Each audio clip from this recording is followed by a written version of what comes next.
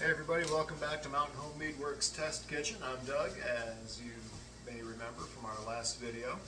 So today, this episode, we're going to talk a little bit more about some glassware. We're going to talk about where to get some good bartending equipment, and then we're going to make what's called a Montana 75 using Mountain Home Mead Works Heidi's Song Lavender Honey-Based Syrup. Look for the purple label at your liquor store here in Flathead Valley. Let's get on with it. So check it out. A Montana 75 is a variation on the French 75, which is essentially a gin sour topped with Prosecco. So we're going to use a champagne flute for that. Long stem lets you grip your glass without actually warming up your wine. A nice flared glass allows a little bit of fizz to happen and then focuses all of those aromas and flavors into your nose as you're taking a sip, which you'll find to be a common theme for a lot of more delicately flavored beverages, whether it's white wine or champagne or even some of the gentler cocktails. Okay, equipment. Where can you get one of these guys? Simple answer is, just like everything else anymore, Amazon. $20 will get you a pretty decent setup kit, complete with a two-part Boston shaker like that, a strainer here, can't remember the name off the top of my head, and then a jigger of some sort, and then a bar spoon that you can use to stir. Now, they're not always the best, but if you're just looking to get into it for a weekend, or if you want to see if you've got the bug, it's a great way to go. Okay, let's get on with the recipe here. So we've got our shakers here. Once again, we're going to fill our small shaker with ice out of our ice bucket. We don't need to prep our glass for this one because there's really nothing we're going to use it for except as a receptacle and delivery device. Okay, so just enough ice. Let's get on with spirits. Today we're going to be using Aviation Gin. Find it's got a nice variety of flavors, and the herbaceousness goes really well with the lavender. So this is a slightly lighter drink as far as volume goes, because we're going to be topping it with Prosecco. So we're going to go 1.5 ounces of gin, and you can use any gin, honestly. I just like Aviation. Go figure. Okay, so we're going to do lemon juice now. I always like to use fresh squeeze. If you don't have fresh squeeze, no big deal. Go get some of the real lemon stuff. It's not going to be the same, but it'll work just fine.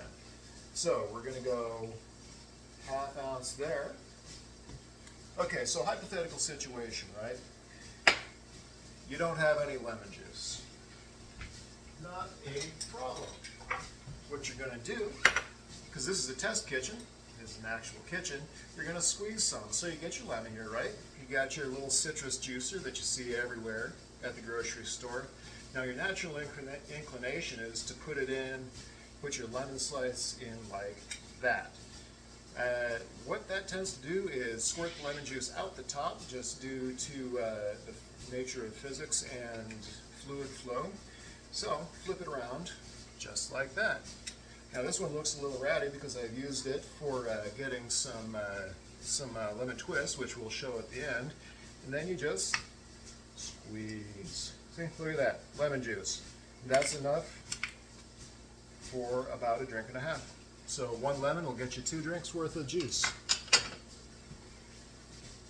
Simple, right? Fun thing is, guys, nothing about bartending is really rocket science. There's some recipes. There's some cool techniques, and it looks fancy. And if you want to get into mixology, go for it. A whole lot of fun. You can be the next Tom Cruise at that, beverage bar thing. All right, so Heidi's Song. We're going to go 3/4 ounce on this one because we want a more concentrated lavender flavor, and I'll show you why in a minute. Okay. Spirit, ice, 1, 2, ready to go. Shakety, shakety, shake.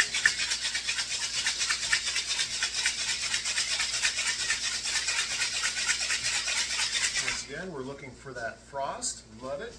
So, if you get a little bit ambitious about securing your shaker in here, here's what you do.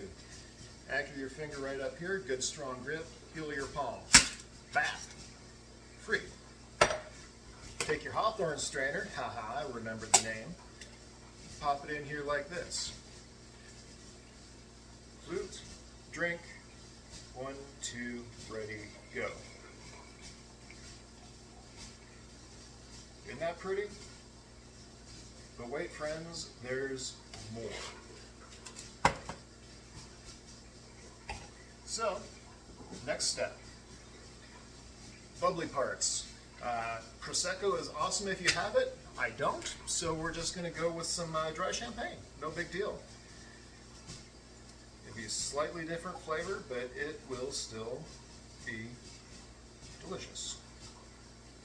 There we go. We let that fizz. Don't out. Yeah, got a little excited there. Happens. All right, so you see what I'm doing here, right? You see bartenders do that a lot. Everybody keeps a towel tucked behind their belt, so when you get your hands wet, which is going to happen bartending, you just reach back and wipe your fingers off, no problem. Great for working in the kitchen too. All right, next tip.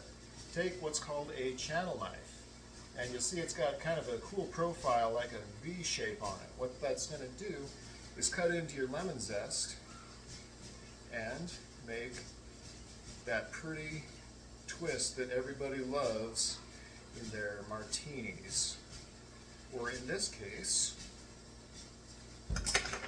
your Montana 75. Twist her up there, make it all pretty, and the purpose of this is to get all those essential oils infused into your drink. And there, friends, is your Montana 75. Cheers.